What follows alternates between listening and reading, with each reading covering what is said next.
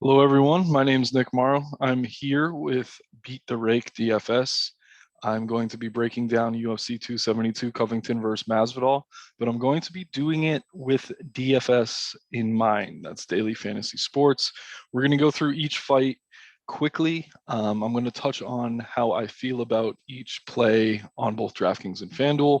I'll give you my pick, who I think is going to win, and how I'd kind of split exposures and things like that. And then if we have time at the end, I'll quickly kind of start a core out on each site so you guys know where to get started with your lineups. So we have a pay-per-view card tomorrow, so the contests are bigger on both sites, which is always a good thing. The main event is Colby Covington against Jorge Masvidal. So using Tapology here just to go through the fights, give you guys kind of the tail of the tape. So yeah, Covington and Masvidal both coming off losses to the champ at 170, Kamaru Usman. These two were really good friends 6 years ago. Colby, All-American wrestler, went to American Top Team to kind of develop his MMA game. They wanted to bring in wrestlers to help guys like Jorge, who are already really good strikers, get better at wrestling. So as you see here, Colby's a heavy favorite, minus 335. Jorge is plus 260 as the underdog. To me, the line's a little bit too wide, but I'm pretty confident in Covington getting it done here. I think he does probably win by decision.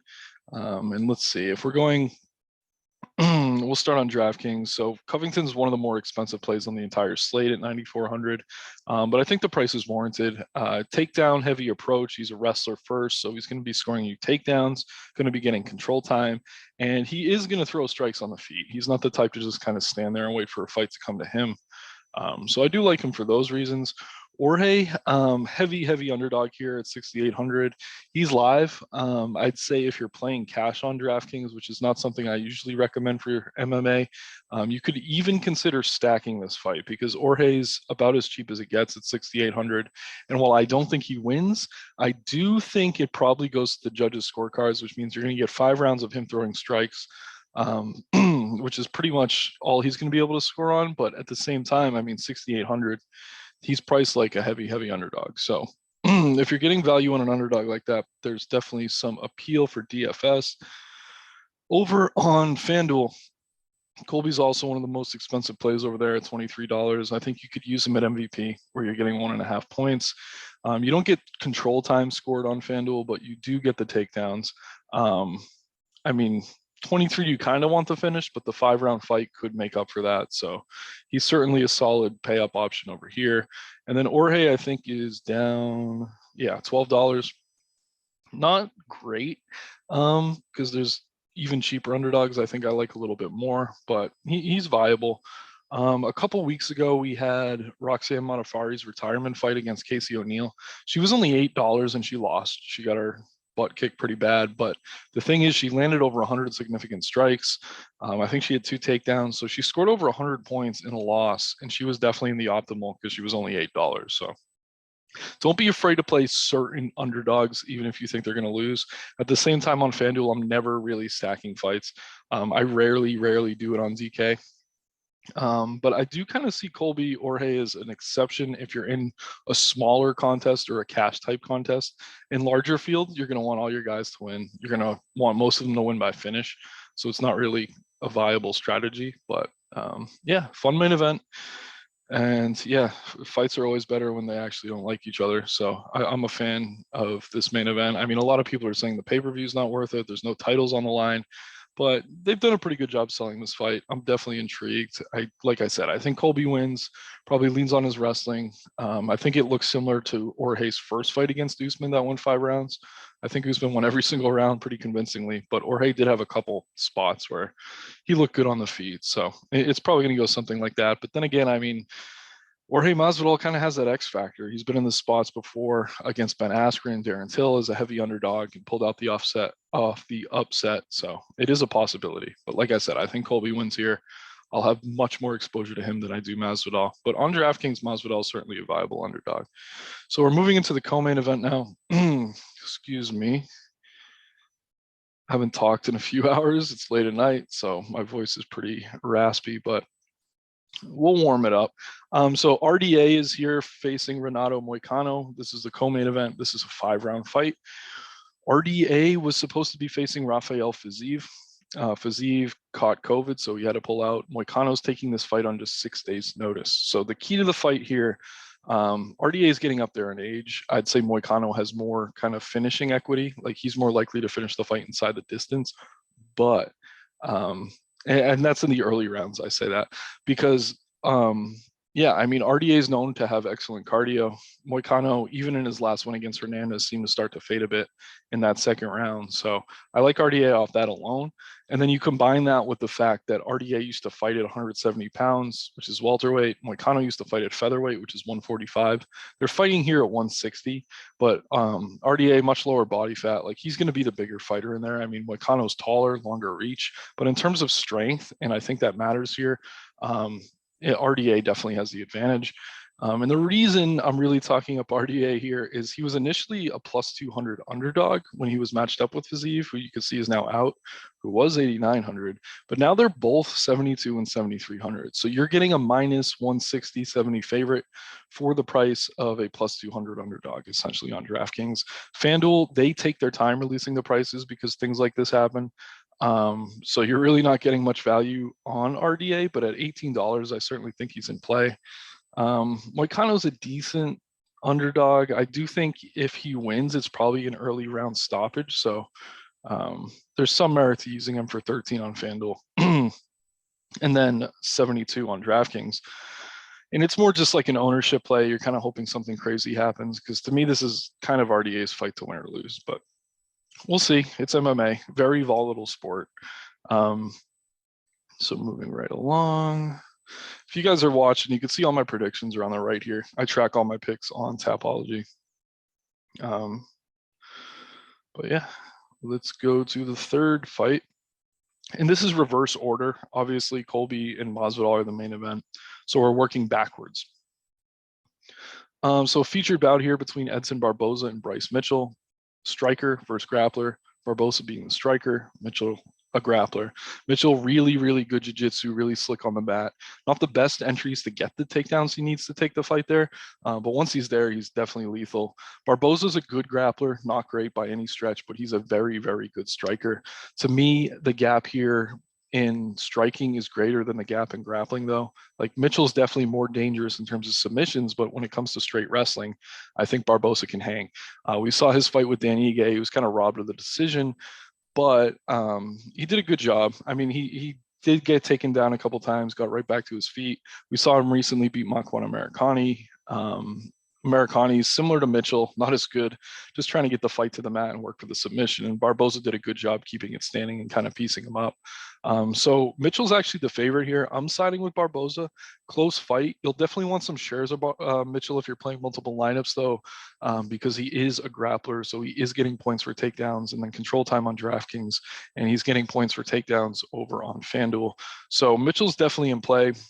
Certainly live for a submission finish, but like I said, I'm picking Barboza. I'll probably put a bet on him as the underdog. I just like the value on him here. He's fought a who's who in the UFC at 145 and 155. He's been in there with Khabib. He's taken out Dan Hooker. Like he has some huge wins. Recently knocked out Shane Burgos before he got taken out by Giga Chikadze. But Chikadze is just a rangy kicker, kickboxer. So that was a tough matchup for him there. I think Mitchell certainly has a very clear path to victory if he can ground the fight, but I'm siding with Barboza. I think he gets it done. Let's check the prices quickly on FanDuel. Mitchell, 18. Like I said, takedown heavy approach. If you like him, he's certainly in play. I really like Barboza at 13, though. We don't have that RDA free square over on FanDuel, so someone like Barboza is especially appealing. Moving right along. We have Kevin Holland facing off against Alex Oliveira. Kevin Holland's been fighting at 185 most of his time in the UFC. This is his first cut to welterweight. So this fight's taking place at 170 pounds. Holland looked good on the scales. He seems to be in shape. I think the reason he moved down is he was getting dominated by the grapplers at 185, the Vittoris, the Brunsons. So yeah, it feels like the UFC is trying to get him a win here. Oliveira's coming off 3 consecutive losses to Shavkat Rakhmonov, very highly regarded prospect. Randy Brown, who's good, but I'm not that high on. And then Nico Price. That was a close fight, but yeah, I mean, Price kind of picked him apart as it went on. So I like Holland here. He's probably one of my more confident picks on the card. I don't know that this line is right. Is he really minus 365? Yeah, that's crazy. I guess earlier in the week he was around minus 180. I wish I hopped on it then because, yeah, obviously all the steam's on Holland now. But he's a good parlay piece if you guys are betting. But this is a DFS show, so I'll stick to that. Holland 9100, really decent. I think you need the finish. I think I have him winning by finish in the second. Oliveira is okay as an underdog, but there's much better underdogs, especially on DraftKings. I probably don't get to any, honestly. But yeah, love Holland here to win, if nothing else. I think if you're playing multiple lineups, he's worth paying up for a little bit, but he's not a top priority. I'd rather get to Covington or Magomedov up top. But we will move right along. So yeah, lots of Holland for me. If I can afford him, really probably barely any Oliveira, if any, unless it's to hedge. We have another striker versus grappler matchup here, this time at heavyweight. Sergey Spivak is the grappler. Greg Hardy, former Dallas Cowboy defensive end, is the striker. So Hardy's going to rush him early. He's going to be live for that knockout. So he's a good dog play on both sides if you're just looking for upside. I'd be fine using him a little bit on FanDuel. Same deal on DK. I think he is, where is he? 7,500. Good price. I mean, the value is better on FanDuel with him if you're playing both sites. But like I said, if he wins, it's by knockout. All that being said, though, I'm picking Spivak to win. I think he does get Hardy down. And once he does, he should find the submission fairly easily. It could come in the first round if he can get the takedown there. But I think the wiser game plan for Spivak is going to be to kind of slow things down, stay out of danger if he can, and then work in the second round. Greg Hardy notoriously has a really bad case of asthma. So if you can get him through that first round, and we saw it in his fight with Tybura, he's usually in trouble. So I like Spivak here on both sites. Kind of good mid-range play, $19 on FanDuel, 87 on DraftKings. And then, yeah, I think you need some shares of Hardy as a bit of a hedge in GPPs. The heavier you go on Spivak, I think the more you want a little bit of Hardy in your life, just in case he does catch him, because those early KOs really score well for DFS. So that's all for the main card. We're moving on to the prelims. We have Jalen Turner against Jamie Malarkey. This is a coin flip fight. I know their reach is listed like only 3 inches apart, but Turner is, I don't know. I think it's more like 5 or 6 inches of reach. Both lightweights. Turner's probably the longest lightweight on the roster. Malarkey's kind of a junkyard dog type, willing to eat shots to throw them. Decent grappler. He probably has the wrestling advantage here, but if we're talking jiu-jitsu, I would give the edge to Turner. This is a coin flip fight to me. So I'm going to have a little bit more Malarkey than I do Turner, just because he's priced as the underdog. 15 is really cheap. I like that. And then over on DraftKings, they're 82,800. So I would use Malarkey more on FanDuel if I'm playing both sites. And then if you like Turner, you're probably better off playing him on DraftKings. He's priced up to 17 on FanDuel, which isn't bad. But there's other picks kind of in that range that I prefer. So if you want to be confident in your lineup, maybe you don't use this fight. Like I said, this is a coin flip. I picked Malarkey, but it's probably one of my least confident picks on the card. Moving right along. We have Marina Rodriguez against Xiaonan Yan. 2 strikers at strawweight. Marina coming off 2 main event wins. Yan kind of got picked apart by Carla Esparza, but Esparza is a grappler. This is going to be a striking match. They're both going to stand and swing. I give Marina the edge. She's had the better wins recently against better competition. She throws a little bit harder, I'd say, in terms of power in her strikes. But this is going to be a fun kickboxing match. And if Rodriguez wins, she's probably next in line for a title shot after Esparza fights Rose Namajunas. So worth keeping in mind. But she's priced all the way up at 9,300. That's really tough for me to justify. And then 21 on FanDuel, high volume striker. It's okay, but not ideal. But I do want to say, Yan is only $9 on FanDuel. That's very, very cheap. Like I said before, we saw Roxanne a couple weeks ago lose, get picked apart on the feet, but she threw over 100 strikes, landed over 100 strikes, secured a couple takedowns. So she ended up in the optimal in a loss. I see Zhao Yunnan probably the most likely to end up in the optimal in a loss on this card, maybe even more so than Jorge Masvidal. So I like her a lot for value. Even if she loses, if you can get a bunch of pay up options that are going to win via finish, you could kind of carry her weight in a loss and still have a really good score. So I actually am picking Rodriguez here, but for DFS, I like Jan better. So a bit of a nuanced pick there, but yeah, I mean, make sure you guys check out the scoring for DFS too. I mean, they changed it last year. No more takedown defenses. Those don't score anymore on FanDuel. For a while, that was kind of a cheat code. But yeah, it's pretty straightforward now. Strikes, submission attempts, knockdowns, takedowns. So yeah, worth keeping in mind.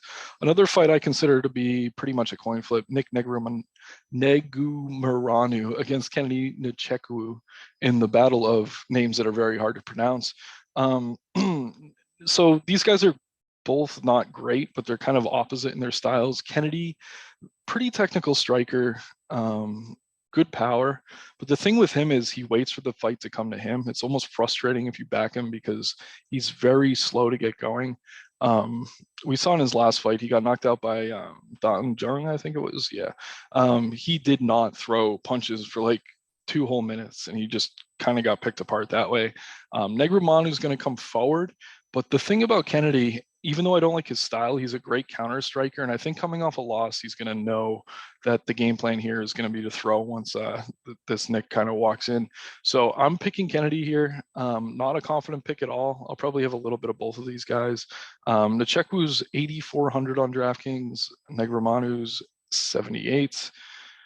Neither really stand out to me in a big way, but I think you could go with one or the other and have some knockout upside. I don't really see this fight going to the scorecards.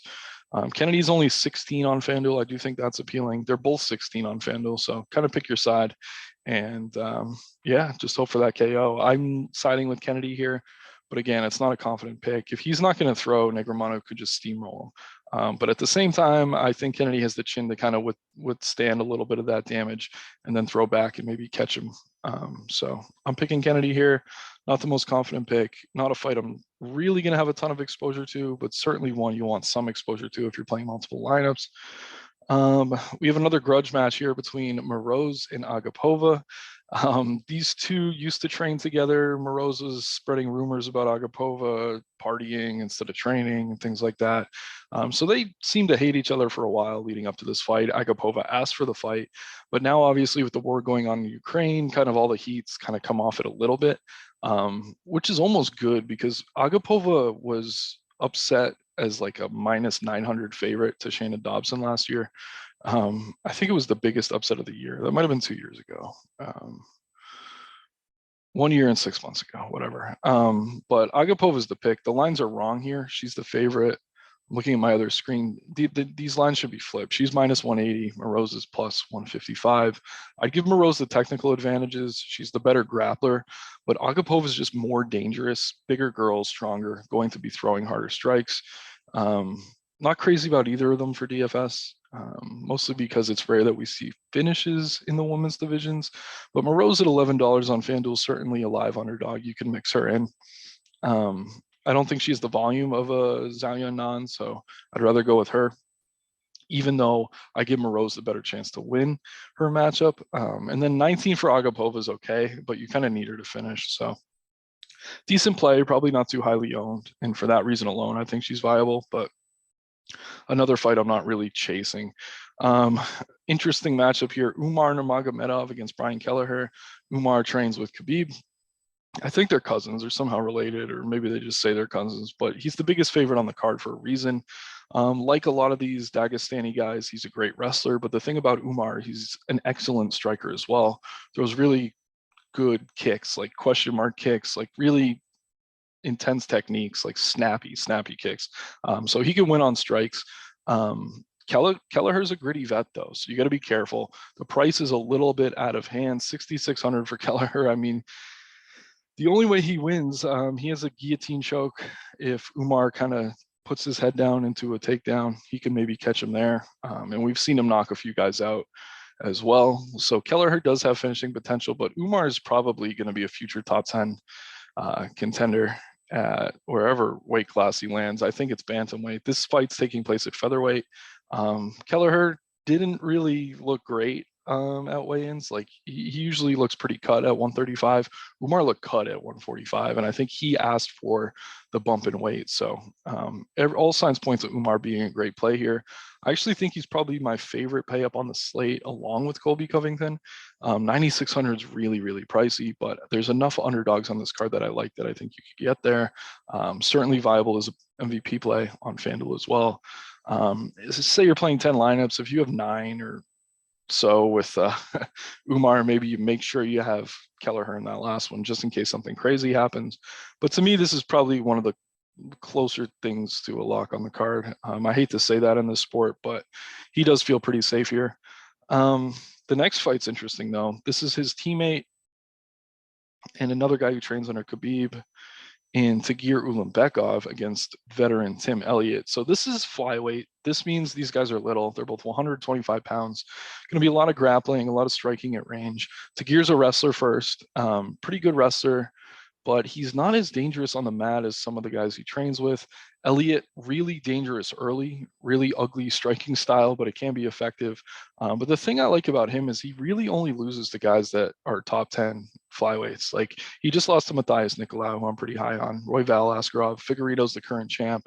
Then he beats kind of everyone else. And as hyped as Tagir is coming out of that camp with Khabib, he did not look great his last couple fights. He won via split against Alan Nascimento, and then he won a decision over Bruno Silva. But if you look at the odds in those fights, I mean, he was getting like the Umar odds that we were seeing, like minus 500, minus 400. And he looked like a minus 150. Like he barely squeaked those out. So I like Elliott here. I think there's value on him. He's like plus 2 something. And then on DraftKings, 7,200 is very appealing. FanDuel, I think he's 11. I want to say 10. Yeah, so very, very cheap. And I mean, odds are, I mean, like if these guys fight 10 times, I think Tagir takes them maybe 7 out of 10. But at these odds, I'd rather be on the Elliott side. So I'll have more exposure to him. But if I'm heavy Elliott, you probably want to maybe throw a couple Tagir lineups together as well as a hedge, because this is not a confident pick. Taking a heavy underdog here.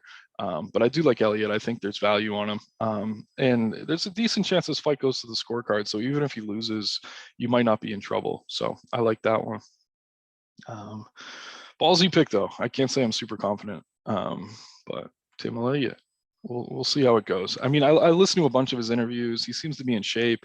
He had a full camp for this fight. He turned down a couple other fights and then took this one. So, yeah, he's got the confidence for sure. So I like Tim Elliott to maybe pull off the upset here.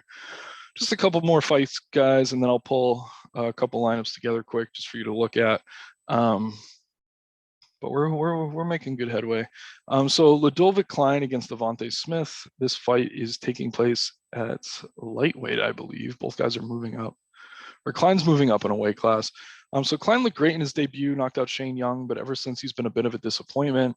He was almost a minus 400 favorite his last time out, where he got stopped by Nate Landwehr. Devontae Smith, similar story. Came in knocking everyone out.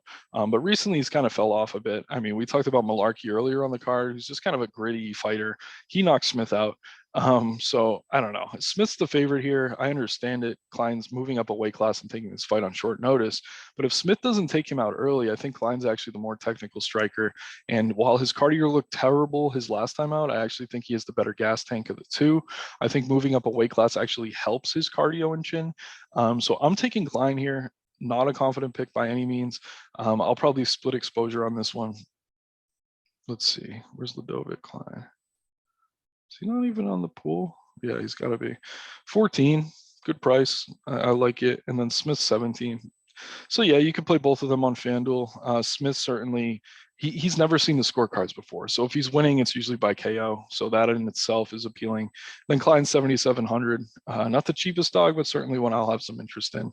Again, I'm picking him to win, not confidently, but this is a fight that could go either way.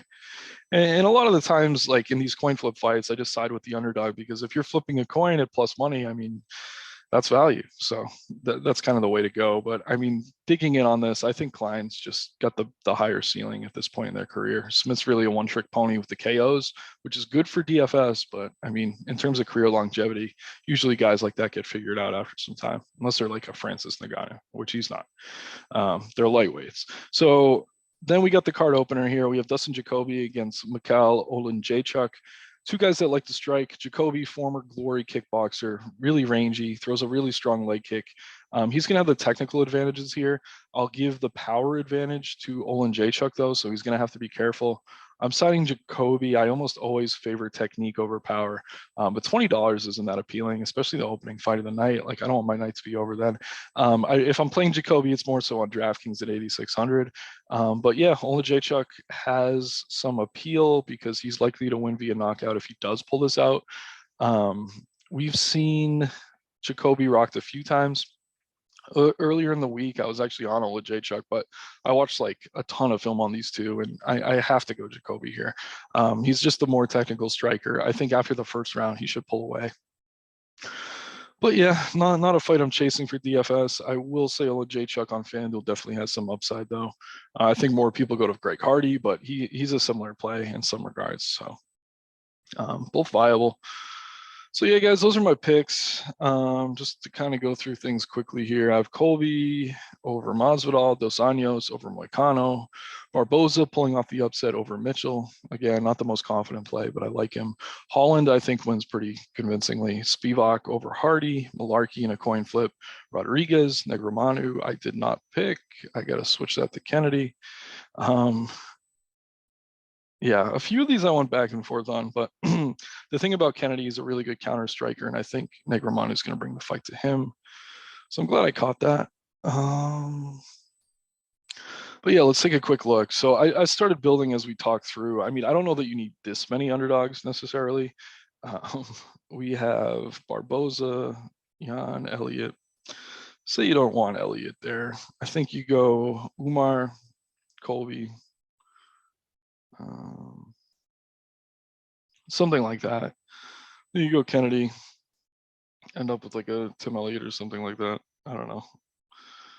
But yeah, decent build. I mean, I probably would, you don't want Negromanu with Kennedy. So let me just say this again, guys. Don't use fighters that are fighting each other. Make sure if you don't know what you're doing, you look. You see Barboza's name versus Mitchell. Make sure you don't have Mitchell too. Like, you don't want to be stacking fights on FanDuel usually, unless it's like a standing striking match like we might see with Rodriguez and Jan. But the thing is, I mean, there's 13 fights on this card, so there's going to be enough finishes that whoever wins, like first place, is probably going to have all finishes in their lineup, or maybe one underdog and all guys who finish. So keep that in mind. Then on DraftKings, quickly, Dos Anjos at 7,300 is a lot of appeal to me. I'll go Colby again. And if I can afford Umar, I like him. Maybe Malarkey at 8K. Something like this coming together pretty decent. Klein. But yeah, you guys get the picture.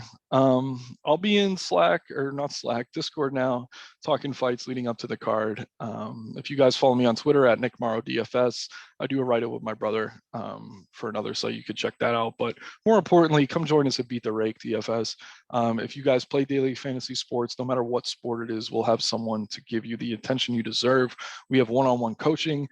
We have Zach behind the scenes, and in front of the scenes now. He's doing more videos than me. So, but Zach behind the scene making projections for almost every sport, and they're unique, man. Like, he knows what he's doing.